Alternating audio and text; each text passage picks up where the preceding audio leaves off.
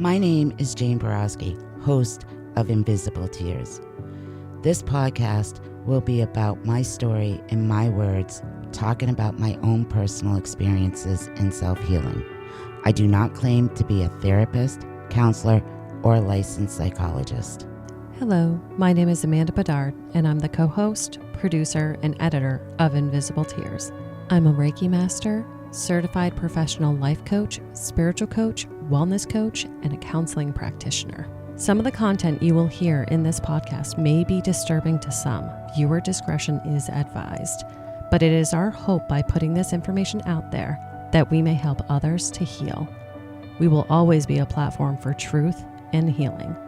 This is Invisible Tears.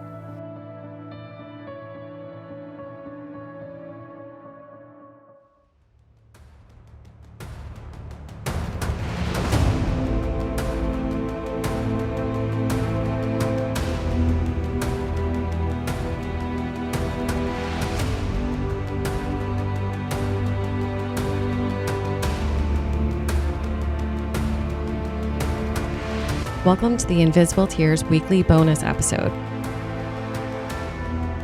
where we react to the Dark Valley episode that dropped last week.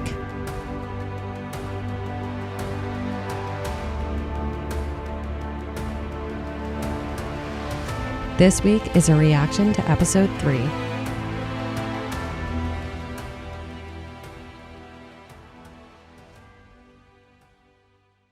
Welcome to Invisible Tears. I'm Jane, host of Invisible Tears, and I'm here with my co-host Amanda and Drew. Hi, guys. Hi, Jane. Hi, Jane. How's it going today, guys? I've had better days,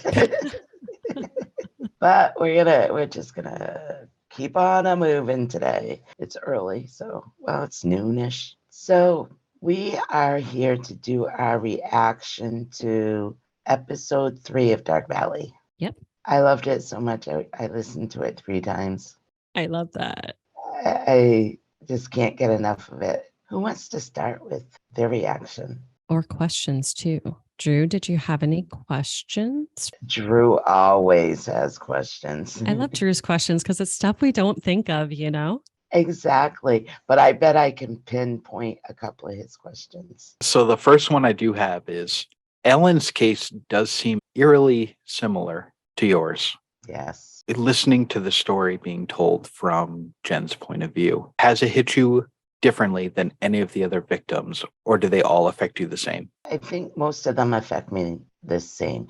Like Ellen and Barbara Agnew, and now Bernice. I really feel a connection to those 3. Ellen's is so mysterious. We're having such a hard time finding any information, or we're finding very little information on Ellen, whether it be on her case or her personal life, what she was like, who she was. It's like, I want to just know more. It's like, how can we find out more about Ellen? She just seems so mysterious in every way. I mean, every time we talk about Ellen or Jen does something with Ellen's case, we always come up with more questions than answers. Always. Now we have more questions about Ellen than we did before. When listening to the story, she was last seen at a grocery store, near a payphone, late at night, and wasn't hitchhiking. So I was just sitting there going, you can truly almost replay what happened to her up to a certain point. Do you think about it like that? Oh, definitely.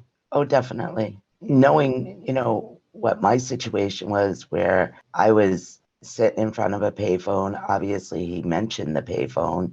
Dark at night, closed store. Kind of on a main road as well. Yeah, kind of on a main road. Cars going by. It's almost like I could be there and visualize the whole scenario, the whole scene. Yeah, how quiet it was at night, how dark. The closed store in front of me. It's almost as if I can visualize what she was actually experiencing before she was taken. Yep. Now thinking back to the 3rd episode too, what made you run across the street to talk to the old man? Just the way he was sitting there, his age. A lot of people that live there, they've lived there their whole entire lives. So I don't know, there was just something about him sitting there. He was just sitting there watching traffic go by, and I was like, going to ask him some questions because I have a feeling he's pretty familiar with the area and maybe has some insight on what the area was like, back in the 80s. He was definitely paying attention to what we were doing as well. We were slightly out of place, it was just Jane, myself, and Jen. And while I had a small camera, and Jen, I believe, had another camera. She did have like a boom mic too, though. So there was kind of like noticeable equipment around. You couldn't really see that we were all mic'd up, but we were a little bit out of place for such a busy place as well. So we definitely did draw a little bit of attention. He was paying attention to us and was probably trying to figure out what we were doing there. Oh, yeah, definitely. I think he was very curious of what we were doing. He was really nice. Oh, he was. He was. Yeah, just sitting there watching traffic go by. I did that a lot, Drew. Did you? Yeah, throughout our whole excursion up there, and when we went to the rest area where Barbara was, which that'll be in a future episode, I did that. I just walked up to people and wanted to know, do you remember, were you around in the 80s? Do you remember this? I guess it was more of a curiosity for me if they did remember. Was the story still being told around town? Was it still being talked about? Jane wasn't shy. No. Not surprising. I was going to say shocker, right? Throughout all the years of, since my attack, I hadn't really gone up there and done a lot of research. I don't think I've ever gone up there to really visit all these places and do research or, talk to anybody up there. And I think over the years, it's just something that I've wanted to do for so long. And I was given the opportunity. I was almost excited about doing it.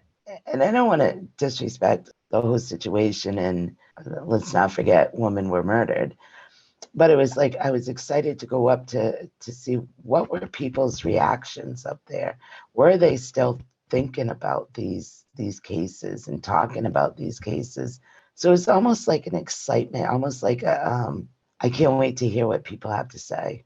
Curiosity. That makes sense. Now, the last question I do have, it was towards the end of the episode when they talk about the Kellyville resident, Jim. It's definitely left as a cliffhanger at the end of the episode. But it was interesting that he possibly did know Ellen and Bernice.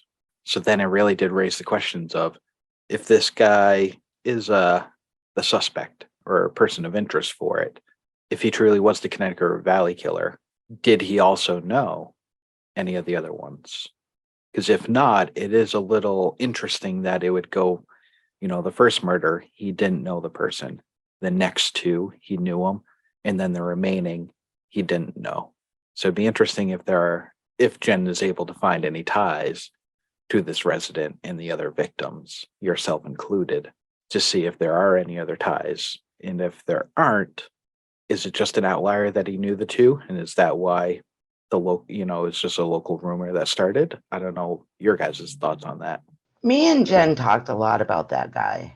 He has raised a lot of suspicion with her. He has been, definitely a person of interest to her. What my opinion is especially back in the 80s, very, very small community. Everybody knew everybody. So, like Hinsdale, let's use that as an example. I knew your parents, but also I knew some other people that were related to you, but I didn't know that they were related to you.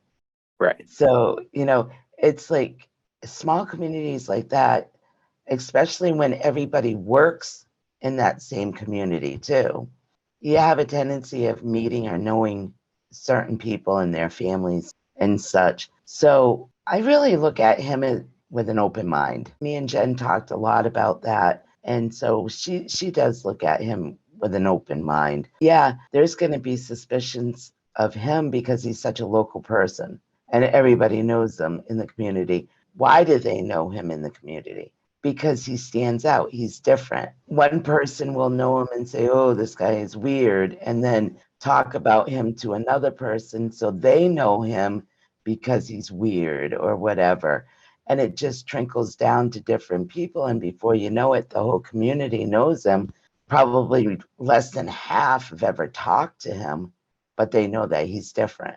It'd be interesting if he turns out to just have like Asperger's or something, that is the cause for the odd interactions that he has. But it wasn't, I mean, back in the 80s, how many people did you know were diagnosed with Asperger's or being on the spectrum? So Very it's true. that may be just the cause for the odd interactions. And then just, yep, you're right. The telephone game of a person talking to another person. And I do only bring that up because of the fact of it'd be interesting from my point of view if he didn't know the first victim, then killed two people that he knew right in town, and then didn't know anybody else. So it'd be interesting to see if Jen is able to find, in the later episodes, any connections with the other victims too. Oh, I think we're going to hear a lot more about Jim. I think it's very easy to, especially back then and in very small communities, for the rumor mill to sort of take hold of people. And exactly like Jane said, even if somebody didn't know him, a story could have turned into,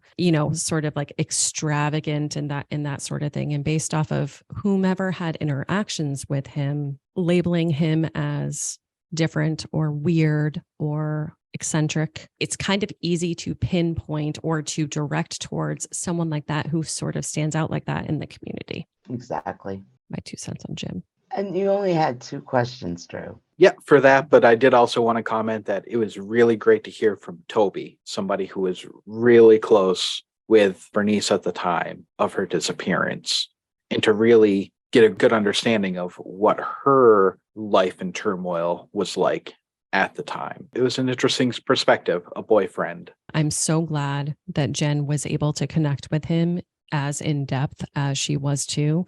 You could very clearly hear through different points of the interview with him how much he still feels guilty. I mean, this was how many years ago, right? But he still replays that day, and he still replays, I could have done this, I could have done this, I could have done this. Yeah, you could definitely hear the pain in his voice. Yeah, it was definitely very apparent survivor's guilt almost, but I'm glad she was able to connect with him and really get some interesting detail since Bernice's parents have passed away about what Bernice was going through and exactly what was happening on that day. Not exactly speaking about Toby, but JR's father. Did you guys catch that in the episode too? I did, and that's why I'm kind of surprised that Drew hasn't brought that up. I was very intrigued. So JR was Bernice's ex-boyfriend. Her father drove a white truck because that was the last known description of possibly somebody that had, picked her up, was this white truck. But of course, as Toby so nicely outlined for us,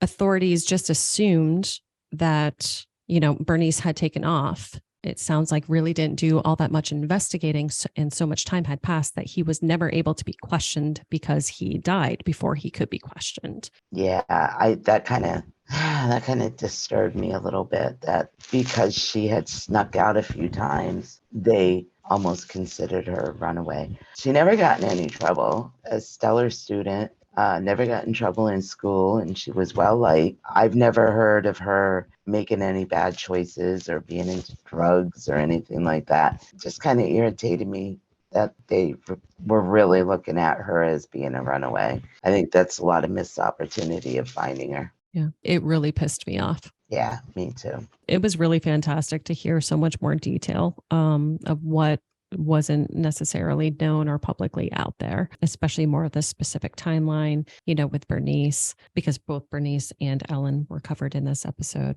And yeah, again, it was great that she was able to talk so in depth with Toby and he was able to divulge so much information. Yeah, it was.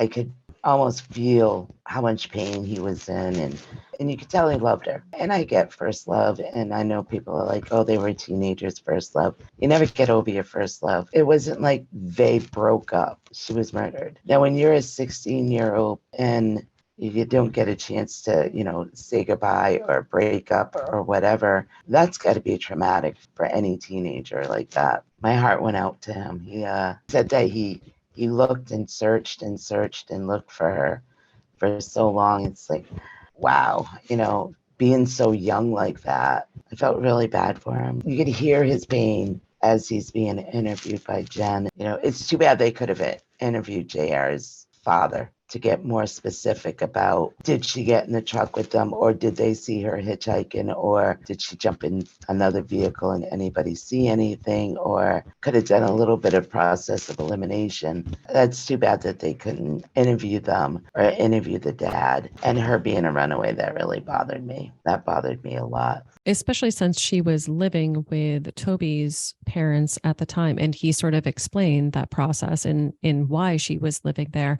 It wouldn't make any sense, especially with all of the circumstances that like his, mother explained about, her being excited about like her license and, like the things that were going on. It angers me more and more when I hear of law enforcement really just slapping a generic sticker on cases and just assuming because of this person's age or because of they snuck out of their house once, they're a runaway and we're not going to do our job. They deserve more than that, Yeah, I mean, she seemed like a very responsible 16, 17-year-old. I mean, she had a job.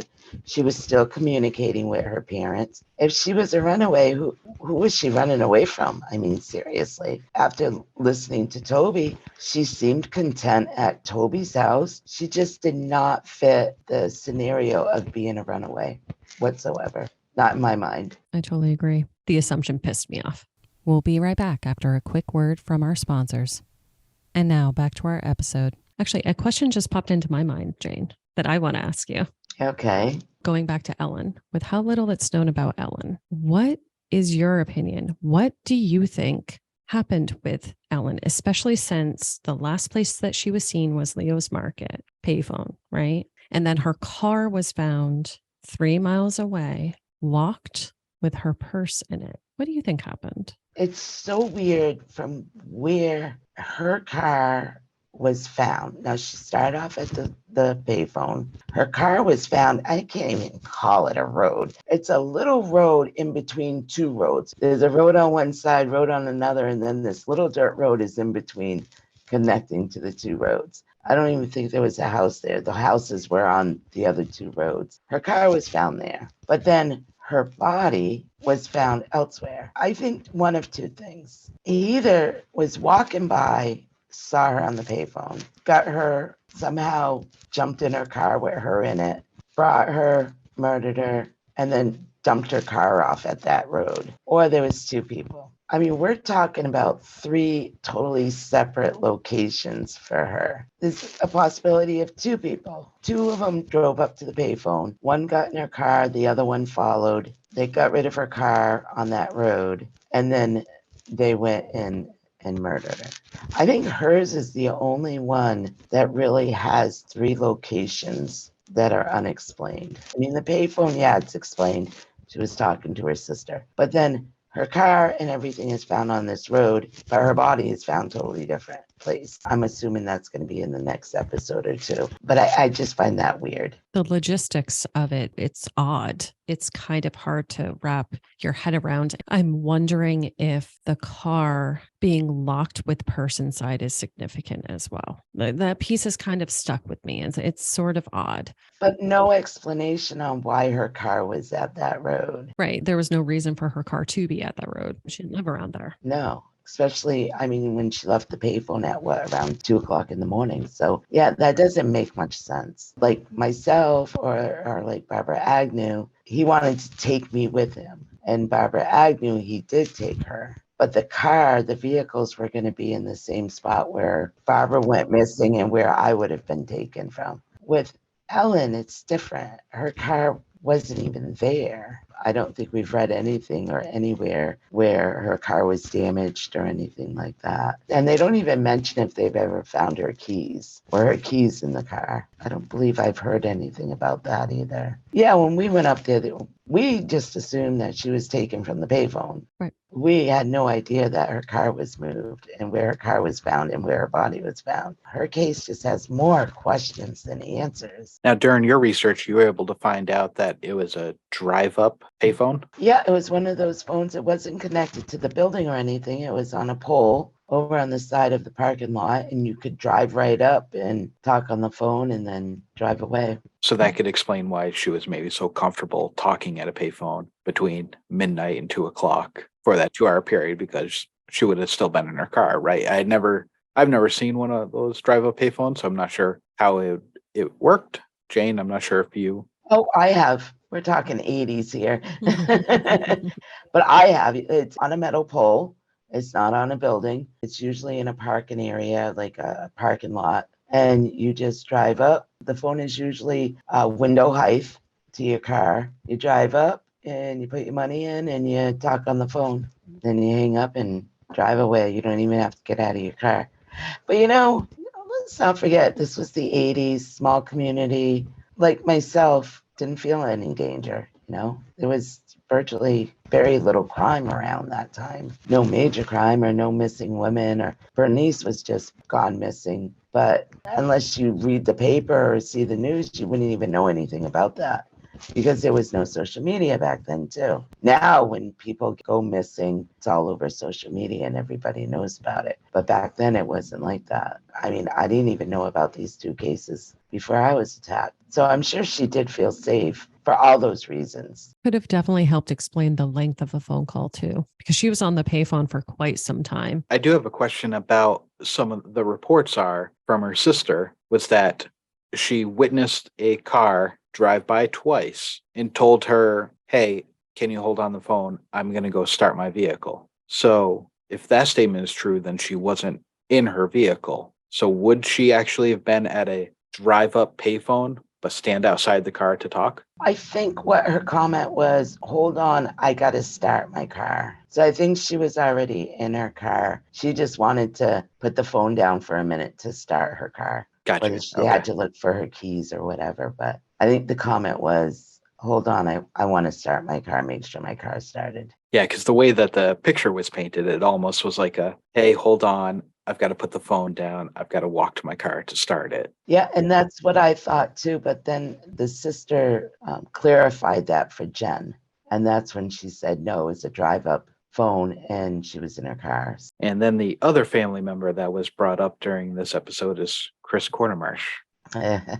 Did you have any interactions with him before he reached out to you on Facebook? No, never. God, when he reached out to me, I was shocked. I was surprised, but I was like very willing to talk to him. He had found me on Facebook and messaged me. And, the conversation started off very casual. I expressed, how sorry I was about Bernice. And he was more asking about, information about the case, if I had any information about the case. He had brought up a couple of one name to me and a description of that person. But I told him that, I wouldn't know the name, and the description he gave me was very generic. And then we went on for, further conversation. And then he sent that to me, that he felt like that I was fabricating my whole story. That's when I really immediately said, okay, he has some issues. I could not further a conversation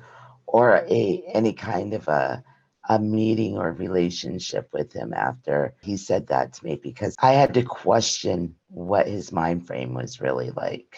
And I felt uncomfortable with it. I do wish him the best. I know that he's had some challenges throughout the years. He has expressed to me that he has, some pretty serious PTSD. He's had counseling off and on over the years. But yeah, for my own mental health, I really had to stop conversation with him. Because if he came up with something like that, who knows what else he would have, come up with. And it just made me feel really uncomfortable. I mean, he felt like I was in coerce with the police. We were doing a sting, wanted to fabricate all this in the news to try and catch the killer or whatever. I don't know. Well, if that was the case, they did a really shitty job at setting up that sting. Yeah, think. Yeah. I'm really sad about it because I really, really wanted to talk to him more about Bernice and his family and what they have gone throughout the years, their struggles and how much they miss her and, what their lives have been like since. It's sad that I couldn't go further with any kind of conversation or relationship with him. And I don't even really want to say relationship with him, more of, how do I want to put it? Yeah, just more so like having the lines of communication open. Exactly. more communication with him. And yeah, it's too bad. It's really too bad. One of the things that I think that I noticed the most, especially when you talk about Chris, Jane, that I think you should make sure and like highlight for yourself is how compassionate you still are for him, even though this fabrication, sort of like this accusation, came out against you. I personally am very glad that you did stop communication with him for your own well-being. I mean, you've been through enough. You don't deserve that type of accusation, but you're still so compassionate towards him, understanding how hard it's been for him. Yeah. Now, where were you at in your counseling when these messages came through? That was just at the beginning of the counseling. I think I had been maybe 1 or 2 years into the counseling. Yeah, not very far into it at all. I was just starting to recognize a lot of symptoms with my PTSD. Chris is a difficult one. I feel so many different emotions with him. I don't want to feel pity for him, but yet I feel so sad for him. And yet I feel like I also have to distance myself from him. But I do. I feel a lot of compassion for him. I think about everything that he's been throughout his life, and has not been easy for him. So any more feedback about episode 3, guys? I do. I have some more. I like the way that Chris came right out and asked Jen, why are you doing this investigative reporting on this? And she really didn't have an answer. And we talked a lot about that. What do I want to get out of this? Or what direction do I see this going in? And I don't know that I ever even really asked her that. Why is she doing this? I know that she had said to me that she was pretty surprised that Connecticut River Valley cases hadn't really been investigated by a journalist yet in depth, besides the book. When we talked about it, she said to find answers for the families. The families have a lot of unanswered questions, and one of the reasons why she wanted to do it was to find answers. And, my reaction to her was, you're going to have more questions than answers by the time you're done. And that has definitely been the case for all of us. I thought, answer a few questions and we'd be done. And you have one question, and then that leads into another question, which leads into another question that we hadn't even thought about or we're just discovering. But I thought I would love to hear Jen readdress that question again on her opinion on why did she choose to do this and why is she doing this? Someone had made a comment to her one time, and she was really getting into the investigative part of telling the story. And somebody had made a comment to her and said, your job's not to solve this, which it made her kind of step back and say, no, my job isn't to solve this. My job is to get the story out. I've had to remind her a few times, Jen, you got to look at everything with an open mind. Store this information,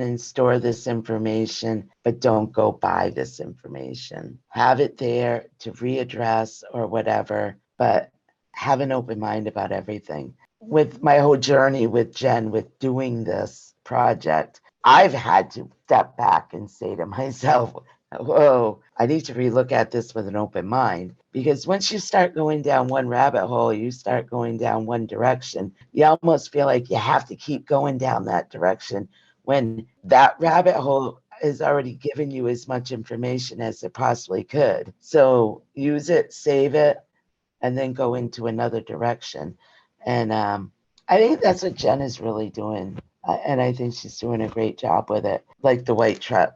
As soon as that white truck was brought up, she talked about it, she addressed it, but then she moved past it. I think that's the thing I like the most of what she's doing with this podcast. She's visiting all these perspectives, but yet she visits it short term, gets what she can for information about it, and then she moves on to the next. And I think that's what's so captivating about the podcast. I love the suspense of that. She's doing an amazing job. Like I said, I listened to it 3 times between last night and today. Oh my God, I can't wait till the next episode and the next episode and the next episode. So she's doing an amazing job. It was great hearing from Toby. It's unfortunate, but yeah, I can totally see, Ellen's family not really wanting to share. It's got to be so painful to bring all that back. But I think Jen's doing a great job. I'm loving it. Absolutely love it. So am I. I'm hooked. Hooked. Absolutely. And I was there through most of this. It's almost like I'm hearing everything for the first time. The way she puts it all together, it's like, oh my God, I was there. But it is. It's like I'm hearing everything for the first time. Love it. Absolutely hooked.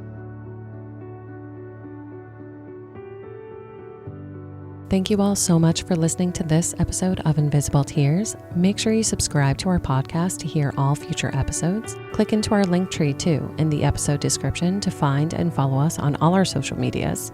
And it also links to our website, invisible-tears.com, where you can keep current on any events that may be coming up, read more about Jane and the team, and read more about all the Connecticut River Valley unsolved cases. If you want to learn more about my wellness practice, Guided Path Wellness, head to guidedpathwellness.org. There you can read more about me and my certifications, more about the Reiki and coaching services I offer both in person and remote, and read all about my products for sale that I make through the practice. Feel free to utilize the Contact Us section on the website with any questions, or utilize that free 15-minute consultation booking button if you have any questions about what might work for you. Evil may exist in this world, but we will not let it win. See you next episode.